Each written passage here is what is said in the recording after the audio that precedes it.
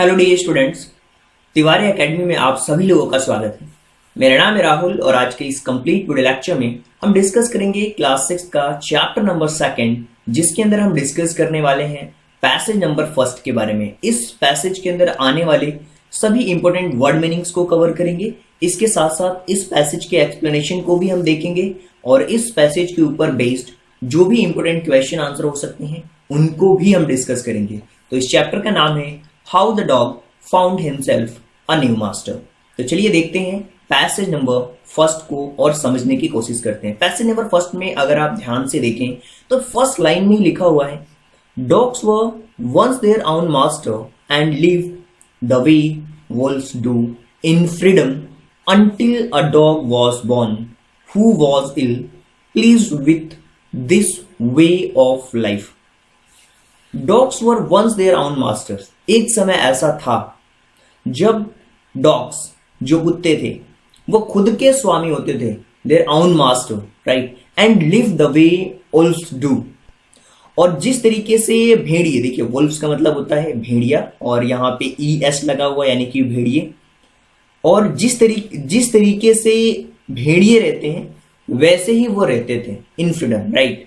Until a dog was born, जब तक कि एक ऐसा कुत्ता पैदा नहीं हुआ जो जीवन के इस तरीके से खुश नहीं था। Who was ill pleased with this way of life. और यहां पे एक मीनिंग लिखी हुई है प्लीज्ड। और प्लीज्ड का मतलब क्या होता है? प्लीज्ड का मतलब होता है जो लाइफ को बिल्कुल एक प्लेजर फील करता हो, सेटिस्फैक्शन फीलिंग आती हो उसके अंदर, उसको हम कहते हैं प्लीज, राइट? तो यहाँ पे कह सकते हैं in freedom until a dog was born who was ill pleased. Ill pleased यानी कि वो खुश नहीं था with this way of life, जब तक कि ऐसा कुत्ता पैदा नहीं हुआ जो जीवन के इस तरीके से खुश नहीं था, राइट?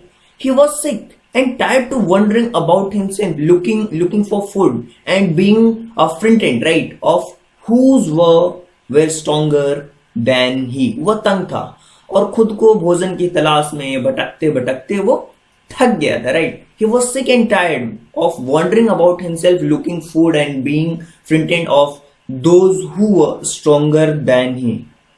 वह उन लोगों से frightened था यानी कि भयभीत था, डरा हुआ था जो उससे ज्यादा मजबूत थे। Those who were stronger than he। और यहाँ पे दो मीनिंग्स आपको दिख रही हैं। एक मीनिंग दिख रही है वॉन्डरिंग और दूसरा आपको मीनिंग दिख रही है फ्रिटेंड। इसका मतलब क्या हुआ? वॉन्डरिंग का मतलब होता है जो ट्रेवल करता है, एक जगह से दूसरी जगह जाता है, एक प्लेस से दूसरी प्लेस जाता है। ये उसी के बारे में बात की जा रही है कि वो जो भोजन की तलाश में भटकते भटकते वो क्या था, थक गया था। He was sick and tired, right?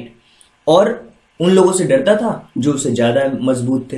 तो फ्रिटेंड का मतलब होता है अफ्रेड यानी कि जो डरा हुआ हो, उसको हम कहते हैं फ्रिटेंड, राइट? तो यहाँ पे अगर इस कंप्लीट पैसेज को अगर आप समझने की कोशिश करें तो आप कह सकते हैं कि dogs were once their own master. एक समय ऐसा था जब कुत्ते खुद के स्वामी होते थे, जिस तरीके से and live the way wolves do, और जिस तरीके से भेड़िए रहते थे वैसे वो भी रहते थे, बिल्कुल स्वतंत्र होकर इन फ्रीडम।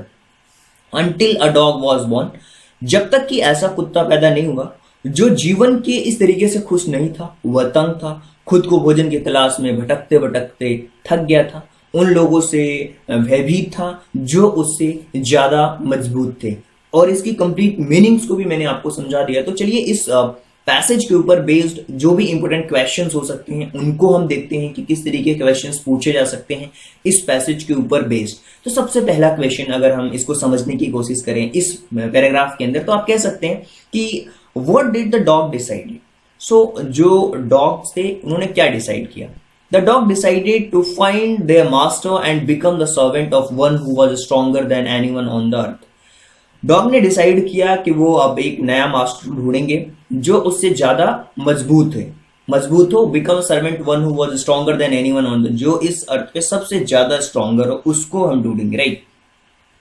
अब इस तरीके से सेकंड क्वेश्चन, इस लेसन का नाम क्या है? मैंने आपको स्टार्टिंग बताया था और आपको भी पता होना चाहिए। इस लेसन का नाम है, the name of lesson is how the dog found himself a new master, right? और इस तरीके से जो आपको कंप्लीट चीजें हैं वो आपको समझ आ रही होंगी और उम्मीद करता हूं कि सारी चीजें आपको बहुत अच्छी तरीके से समझ भी आए होंगी, right? So thank you so much and thanks for giving your precious time at the last. God bless you. Thank you so much.